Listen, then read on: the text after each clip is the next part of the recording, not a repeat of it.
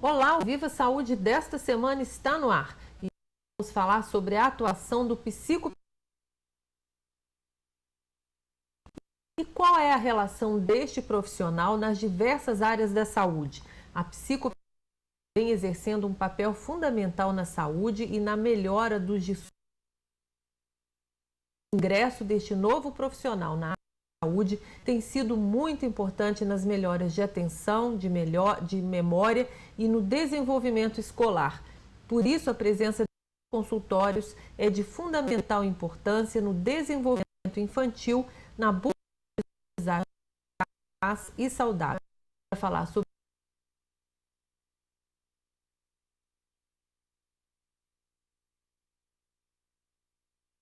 isso, damos a pedagoga e psicóloga.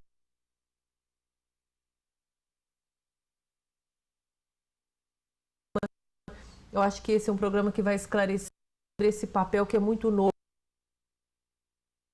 aqui de um psicopedagogo. O que ele faz? A diferença dele? Obrigada pelo convite, viu? O psicopedagogo, ele é, antes de tudo, um especialista. Geralmente a pessoa está na linha da pedagogia, a graduação, psicopedagogo. O psicopedagogo, ele trabalha com a dificuldade de... O que acontece? Ela chama os pais. A partir desse momento, os pais que são envolvidos no processo começam esse rendimento também. E aí, movimento, né? Para quê? Para sanar a dificuldade. Só que chega um ponto que eles não conseguem. E aí percebe que tem a entrada de quem? Desse psicopedagogo na área. A partir do momento que ele entra nessa área, o psicopedagogo entra, né? Com o seu ali, ele vai investigar, né? Ver a origem desse problema e encaminhar. Ele faz uma articulação também entre essas outras profissões. Uma articulação, por exemplo, entre família, escola, neurologista, psiquiatra, psicólogo. Ele faz, o próprio pedagogo na escola, ele faz essa articulação. Ele identifica que um problema de aprendizagem pode ser um problema neurológico ou pode ser um problema familiar. Ou pode ser um problema familiar. E aí ele vai encaminhar também, porque ele conta com esses parceiros, para uma pessoa específica nessa área. Ela vai realmente solucionar e tratar o problema no foco, onde está acontecendo. Agora, ele atua aonde? Ele pode atuar na clínica, né? Numa clínica ou no consultório, que aí a gente trabalha com o quê? Nós trabalhamos com o indivíduo ali, em si. E a gente começa a envolver a família. Mas só que, de uns tempos para cá, a gente tem percebido que não adianta você trabalhar somente com o indivíduo dentro do consultório. Você tem que envolver o espaço físico, o espaço fora. Você tem que envolver a escola. O psicopedagogo, ele tem que visitar a escola, ele tem que conversar, ele tem que ter esse contato, ele tem que ver a criança nesse rendimento, como que está acontecendo na escola. Ele também tem que conversar com a família, tem esse momento, tem um primeiro, eu não digo um exame, mas um roteiro que a gente faz minucioso, que se chama anamnese, que é o envolvimento da família. É um histórico, levanta todos os dados importantes da criança, em todas as áreas, em todos os fatores da vida dessa criança até aquele dado momento. Mas como é que começa esse processo? Quem aciona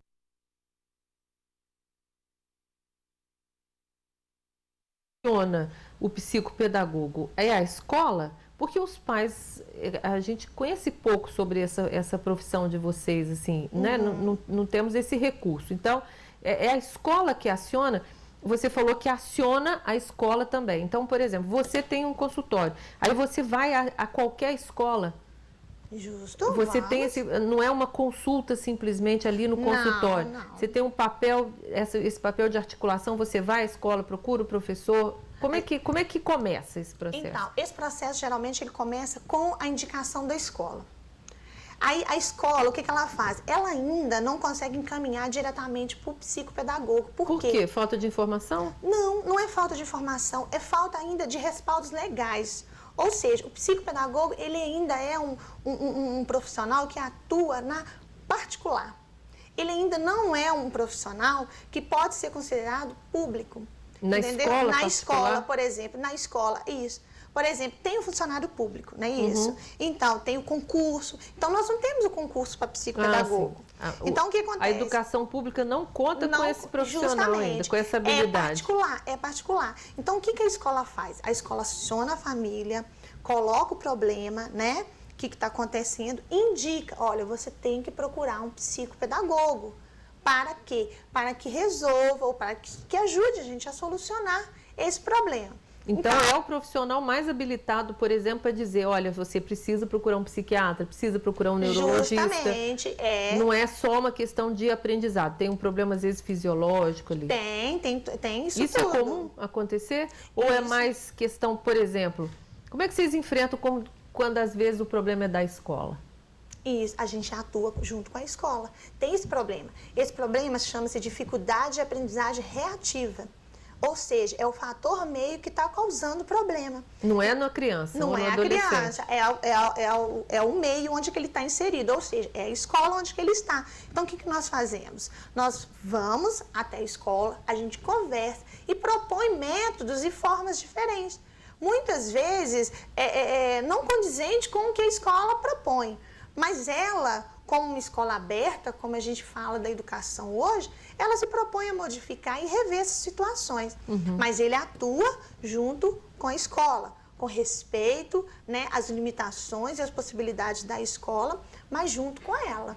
Ô Maria, vamos esclarecer uma coisa aqui para os pais. É normal que uma criança ou um adolescente tenha dificuldade de aprendizado? Até que nível? Por exemplo, eu tenho um filho que tem dificuldade com matemática, o outro com português. E aí tem uma outra criança que tem dificuldade com matemática, com português, com geografia, com história. Qual é o nível de normalidade para que os pais fiquem menos estressados com isso e também que saibam procurar ajuda quando necessário? Tá. Olha, a gente tem um período que a gente fala da pré-adolescência, ou cada fase que a criança passa, né?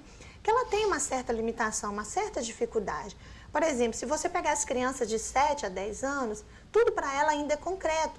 Então, ela vai ter dificuldade nas partes o quê? Nas partes que envolvem abstração, as questões ainda que ela tem que deduzir hipoteticamente. Quando você pega na adolescência, você tem o adolescente já tem essa capacidade de deduzir, de hipótese, mas ele tem uma coisa que muitas vezes não é levada em consideração, que é o quê? A questão da fase que ele está passando. A questão de que os hormônios agora falam muito mais alto do que os neurônios. Então, aí você tá falando... aí o que acontece? Acontece essa dificuldade, não é essa dificuldade, ele cai um pouco de nível, não é nem um nível, é um interesse um pouco da escola e acaba tendo dificuldade em algumas áreas. Mas isso é normal. É normal. Agora, quando uma criança realmente, ou um adolescente realmente não consegue aprender as questões básicas da matemática, as questões básicas do ensino de português, né, da língua, ou seja, isso tudo já é uma dificuldade mais séria. Quando ela começa a se restringir, a não querer ir para a escola mais, entendeu? A rejeitar a escola de qualquer forma, a rejeitar qualquer coisa que venha da educação, isso já não é tão normal. Aí realmente tem que procurar uma ajuda, o pai tem que se propor a ter esse tempo para o filho e procurar essa ajuda. Qual que é a diferença da atuação do psicopedagogo para o psicólogo, quando ele tem, por exemplo, essa rejeição generalizada? Então, o psicopedagogo, o que ele faz? Ele faz essa articulação, igual eu falei, né, nessas áreas, ele trabalha com a dificuldade de aprendizagem, né? Então, só que ele não pode fazer medicações, ele não pode muitas vezes usar questões do CID, né? Igual o psicólogo pode. O que é CID? CID é o código da doença. Justamente. E aí o psicólogo ele pode fazer usar esse CID, ele pode tratar as questões psicológicas e emocionais, porque ele está preparado para isso. Agora, nós podemos diagnosticar. Não, essa criança está com problema o quê? Social, emocional, né? Ou familiar. Então, o que eu faço? Eu indico para um psicólogo. É ele que vai tratar. Essa é a diferença. Nós diagnosticamos, nós vemos o problema, né? E a gente trabalha junto com o psicólogo também. Por quê? Porque nós vamos atuar na dificuldade. Ele está com dificuldade em português, mas o fator que está gerando essa dificuldade é o quê? É o emocional dele, é a vivência que está acontecendo. Mas tem momentos em que o fator é a parte mais cognitiva, aí entra vocês. Aí entra então, a gente. Isso a gente vai falar no segundo bloco. O Viva Saúde faz um pequeno intervalo, mas volta já.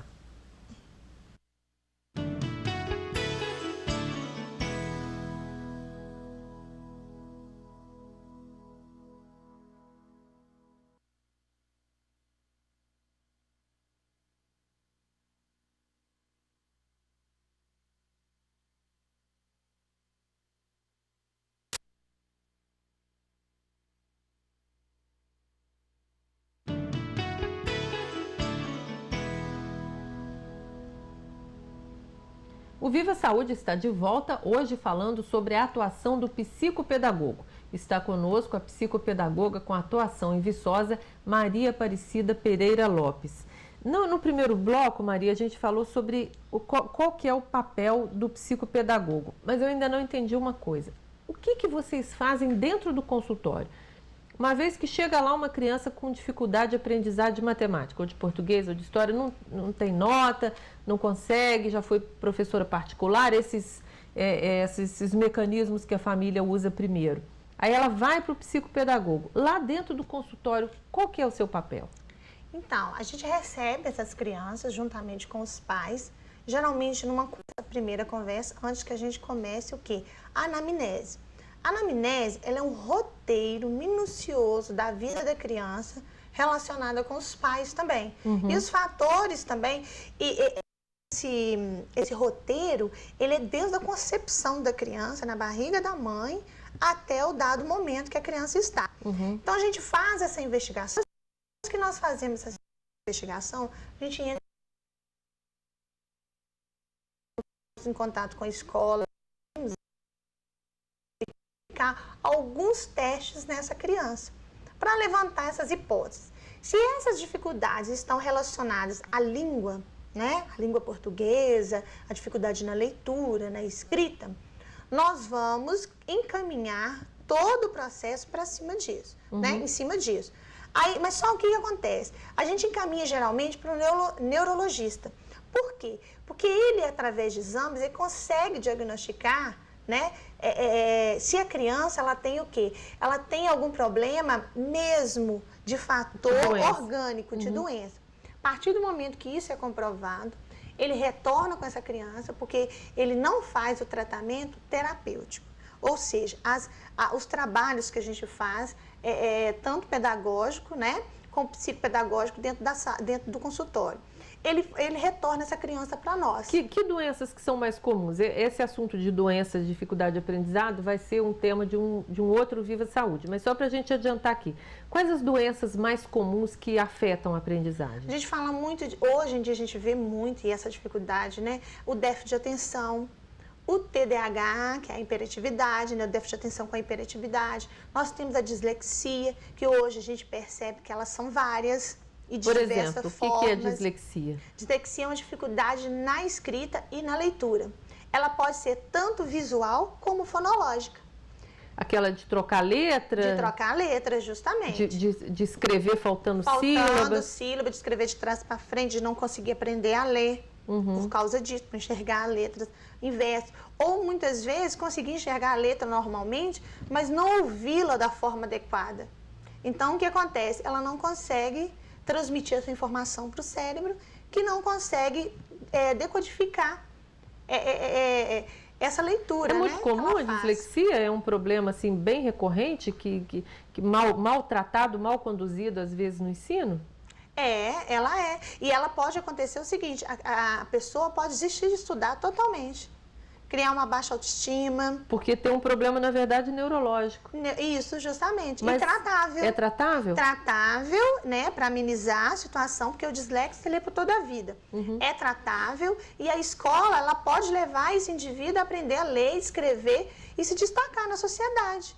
Tanto a escola como o psicopedagogo profissional atuando junto. Qual que é o tempo de tratamento? Eu sei que são muitos casos, cada criança, cada adolescente é um caso, mas qual é o tempo médio de um tratamento? Porque uma vez que foi feito o diagnóstico, descartou um problema neurológico, é um problema mesmo de aprendizado, aí vocês ficam no consultório, faz exercício, trabalha aquele conteúdo específico? Isso, trabalha com jogos, trabalha com dinâmicas na sala, no consultório, trabalha com a diversidade de atividades, tanto da área pedagógica como da área psicopedagógica. Uhum. E esse tratamento, geralmente, ele é médio e longo prazo.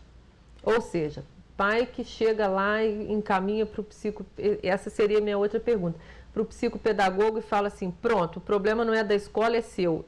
Acontece muito? Acontece. Ele atribuir a vocês também um resultado meio milagroso, rápido, a curto prazo? Acontece. Leva lá, resolvi, solucionou meu problema, toma, o problema é seu agora. E não é assim. Uhum. É o envolvimento de todos. E é médio e longo prazo esse trabalho. Né? Então o pai muitas vezes ele chega muito ansioso, porque ele quer ver rendimento. E onde que ele vê isso? Ele vê na escola. A partir do momento que ele percebe que a criança está tratando 1, 2 ou 3 meses e a nota não melhorou, ele acha que não está solucionando o problema. E não é por aí. Muitas vezes a coisa está caminhando. Aí, às vezes, depende da criança. Caminha médio, longo prazo. Às vezes a criança surte o efeito até mais rápido do que a gente imagina. Uhum. Mas o que acontece? Isso vai de cada caso. Mas o que é, em média, um médio prazo para vocês? Um médio prazo seria o quê? 1 ano, 10 meses. Seria esse tratamento, 6 meses. Mesmo que haja um problema neurológico envolvido, que aí exige medicação. Justamente, o problema neurológico exige a medicação e exige o tratamento constante. Uhum. Né? Esse vai surtir efeito um pouco mais rápido, até às vezes por causa do remédio que a criança irá tomar ou adolescente. Mas o resultado efetivo mesmo, as pessoas só vão ver depois de 1 ano e meio. É um tratamento de médio e longo prazo. Ô Maria, quando você diagnostica que existe um problema familiar envolvido, por exemplo, falta de estímulo, ou uma família muito conflituosa, que a criança vive naquele ambiente que atrapalha a aprendizagem, a gente sabe disso, o envolvimento dos pais é muito difícil para vocês?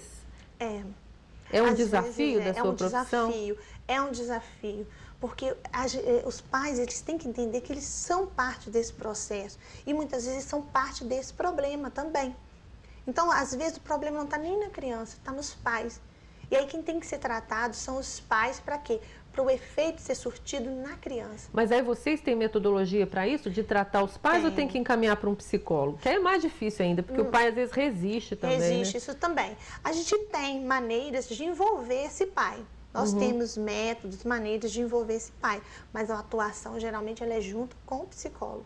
E aí é feito todo um trabalho para que esse pai entenda a função do psicólogo realmente e como que ele vai atuar. Não como doença, você entendeu? Porque eles entendem muito isso como doença. Mas eu não estou doente, por que eu preciso? E não é. São questões comportamentais, são questões sociais que ele vive, né, ali, que fáceis de ser sanadas pelo psicólogo e vão surtir grandes efeitos na criança. Você teria um exemplo para nos dar de problemas de relacionamento de pais ou familiares que são comuns, que gerem problemas de aprendizado nos filhos?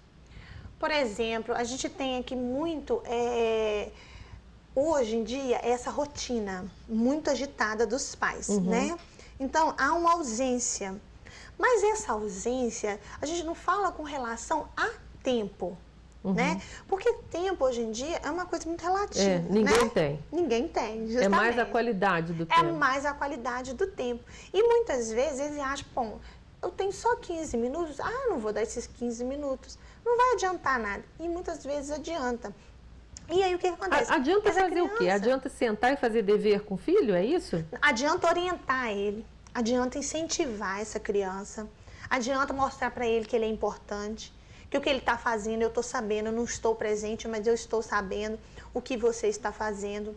Eu não estou presente, mas eu sei que o que você está fazendo é importante. É um acompanhamento. É um acompanhamento. É mostrar para a criança que existe uma pessoa ali, o pai, a mãe, ou os pais, presentes, acompanhando e pronto para socorrer se for preciso. Eu tinha um caso que eu conheci quando eu trabalhei na escola pública. na zona rural da região aqui de perto. Tinha um pai que o que acontece? Ele ajudava os filhos dele meia hora por dia nos afazeres da escola. E a mãe era pedagoga, é pedagoga até hoje, né? E esses filhos cresceram com a ajuda do pai. Quando o pai não dava conta do que a escola propunha, ele orientava essas crianças, aconselhava a esperar a mãe chegar, mas ele estava ali sempre acompanhando. Era ele que ia à reunião, ele que ia às festas que aconteciam. Quando essas crianças cresceram, viraram adolescente, o pai acompanhando e passaram no vestibular, eles descobriram uma coisa que eles não haviam percebido no pai. O pai era analfabeto. Olha que interessante. Então, quer dizer, o pai analfabeto, ele conseguiu ajudar os seus filhos. Que ele não ajudava ali no A mais B mais C, ele ajudava na orientação. Na orientação. E não era muito tempo, justamente, não era muito tempo, porque ele trabalhava na roça. É uma história bonita, né? Justamente, ele trabalhava na roça. Então não é isso, a quantidade do tempo, ou tanto que você sabe que vai fazer essa diferença, mas o acompanhamento, mostrar que você está ali, que você está ouvindo. E os pais cada vez mais passam essa atribuição de educar para a escola. Para a escola, ou se não, para um professor particular. Não quero ou problema, vou passar. Ou para o psicopedagogo. E não é, muitas vezes, o mais importante é eles estarem juntos. Quando que vocês, além desses problemas que são comuns, por exemplo, que a gente está dizendo aqui, dificuldade de matemática, de português, de história, a dificuldade de comportamento, uma criança muito levada ou muito desatenta, ele nem precisa ter déficit de atenção, mas uma dificuldade de comportamento, uma criança agressiva, é um problema para a psicopedagogia também? É um problema para a psicopedagogia, porque ele pode ser social, ele pode ser familiar. Pode ser a forma como a família está criando essa criança, pode ser o meio onde ele está inserido, que gerou toda essa agitação, esse movimento todo que a criança faz na escola. E muitas vezes, olha, a gente está muito na era do achismo, né? Eu acho que esse menino tem hiperatividade. E muitas vezes não é isso. Por isso a atuação do psicopedagogo. Para fazer um diagnóstico correto. Sem diagnóstico correto, nenhum tratamento dá certo. Nenhum tratamento dá certo. Maria, tem uma pessoa que tem dificuldade de aprendizado ou de comportamento, vai ser assim o resto da vida? Ou um tratamento com um psicopedagogo ajuda, resolve e ele segue sozinho? Não, como assim? Eu tenho dificuldade de matemática, por exemplo, é verdade, eu tinha mesmo dificuldade de matemática. Sempre a minha habilidade foi mais em línguas, em português, literatura, história e tal. E aí eu não tive esse apoio, né? Na minha época não tinha. Eu ainda tenho dificuldades com abstração, com matemática. Se eu tivesse tido o apoio de um psicopedagogo ou uma família que está nos assistindo aqui, ele começa a entender melhor a matemática, que é o nosso exemplo. Ele vai caminhar sozinho e não vai ter mais dificuldades nisso? Ele resolve o problema? Olha, ele vai ter a dificuldade, mas ele vai saber lidar com a dificuldade. Essa é a diferença. Quando você trata, quando você procura dar um sentido a esse problema, ver de onde que aconteceu, a origem, você prepara essa criança para virar uma adolescente ou um adulto que sabe lidar com essa dificuldade. Ele sabe criar os caminhos para quê? Para vencer essa dificuldade. Mas ela persiste. O que vai mudar é o quê? É a forma como que ele vai tratar essa dificuldade. Ele vai aprender a lidar com ela sozinho. Por exemplo... Mas em termos mais concretos, na época da dificuldade, nota, vocês conseguem bons resultados? Tem melhoria? Tem melhoria. Tem melhoria, a gente consegue resultados, entendeu? A gente faz esse acompanhamento junto com a escola e a gente consegue resultados. A profissão de vocês é regulamentada? Uma última pergunta. Existe essa regulamentação? É fácil encontrar um psicopedagogo? Existe, nós temos estatuto, né, direitinho, tudo legalizado, é uma especialização, igual eu estou falando, ainda não é uma profissão, porque ela ainda não é regularizada, né, de acordo com uma profissão, mas ela é uma especialização com atuação. Mas é uma especialização de quem é formado em pedagogia? Em pedagogia ou em psicologia. Quem é psicólogo também pode fazer a psicopedagogia. Sim. Entendeu? Então, assim, ela é regulamentada sim. Só que o que acontece? Quando para chegar na psicopedagogia, você tem que ter uma graduação. dentro dessa área. E uma especialização em psicopedagogia. Em psicopedagogia, para estar atuando. Entendi, acho que ficou bastante claro. O Viva Saúde de hoje está chegando ao fim, lembrando a todos que este programa é uma parceria da TV Viçosa com o programa Medicons, o programa Medicina Consciente do curso de Medicina da Universidade Federal de Viçosa. Se você tem críticas e sugestões, envie um e-mail para a gente, vivasaude@ufv.br, e sugira temas, profissionais e perguntas para o programa. Nós também estamos no Facebook, na página do Medicina Consciente em Debate, no endereço que está aí na sua tela. Aparecida, muito obrigada pela sua participação. Você vai voltar, né? A gente já está feito o convite para a gente falar sobre essas doenças que afetam o aprendizado. E você que está em casa, fique atento para esse e outros programas. Eu espero você na semana que vem. Até lá. Obrigada.